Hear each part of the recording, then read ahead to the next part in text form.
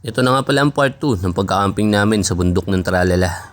At pagkakalatag nga namin ng tent, agad na kami nagmerienda dahil gumagabi na. At inayos ko na nga rin yung mga latag sa loob para komportable kung sakasakaling mahiga kami. King size nga pala itong airbed na binigay sa amin nung bayaw ko. Siguradong kakailanganin kasi namin to sa pagkakamping kaya binigay na sa amin. Ito nga pala unang sabak namin sa pagkakamping dito sa May Tanay. Unang sabak nga namin sa pagkakamping solo namin yung lugar. At makalipas nga lang ilang saglit lumubog na ang araw.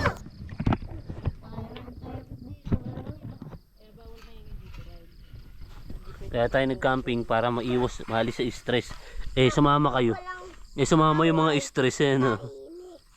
Kapag meron tahimik, talagang patay. Camera ba yan pa? Grabe kayong dalawa. Camera ba yan pa?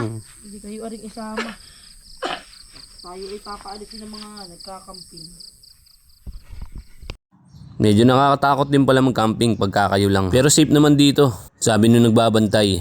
Meron naman daw nag-iikot na tao sa kalagitnaan ng gabi. Talaga medyo challenging yung unang sabak namin sa camping dahil wala kaming kasabay. At medyo malayo rin yung pwesto namin dun sa nagbabantay. Safe naman talaga yung lugar. Kukulagan ka lang sa mga insekto na maririnig mo pagkagabi. Dahil nga unang camping pa lang hindi pa kami sanay. Nakatulog naman yung tatlong kasama ko. Habang ako'y nagbabantay at nagka-captured ng mga video rito. Unti-unti na nga sumasapit na liwanag at nakikita yung kagandahan ng lugar. Pagka nga nag-camping kayo dito, hindi nyo na kailangan magdala ng ilaw. Dahil may ilaw mismo dun sa may pagtatayuan nyo ng tent. Nakakamiss din pala yung tunog ng mga motor at ng mga sasakyan. Doon kasi tayo nasanay sa tunog na maingay na yun. Kaya medyo nakakabingi talaga ang sobrang katahimikan sa bundok. Samahan pa ng tunog ng ingay ng mga insekto at iba't ibang huni ng mga hayop. Ako nga pala ang pinakalit na natulog pero ako pa rin ang unang nagising. Dahil nagbabaka sakali rin na may sea of clouds na makita ko. Pero hindi tulad ng inasahan. Dahil sa sobrang init at walang hamog, ay hindi nagpakita ang sea of clouds sa akin. Dahil nagpapakita lang daw yun tuwing umuulan pagka umaga at sobrang kapal ng hamog. Good morning, man. Dito pa rin kami sa may... Ano nga ba ito? Bridge. Bridge of clouds. Ito yung mga... ano nila rito, mga rental room pag pumunta kayo rito. Yun nga pala yung mga rental room nila rito kung sakasakali magpupunta kayo rito. At marami ring spot na pwede nyo pagpicturean. Tulad na lang nito, kung couple kayo, pwede kayo magpicture dito ng dalawa. Kung wala ka naman ka-couple, ay magbigti ka na. Charot. At ito nga pala yung pinaka-solid spot nila rito ang pwesto. Ito yung view deck nila. Dito ay makikita mo kung gaano ka nga ba kahalaga sa kanya. Ay hindi pala, ang makikita mo rito ay kabundukan ng Sierra Madre.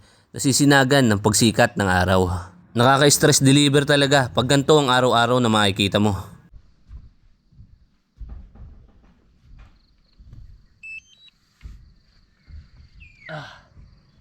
Ayun nga. Kailangan natin mag-home point update. Mahirap na. Yan.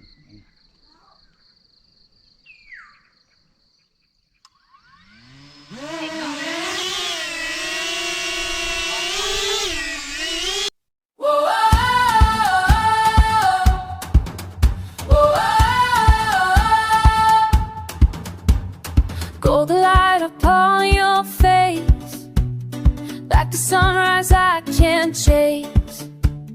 Every glance feels like the sea.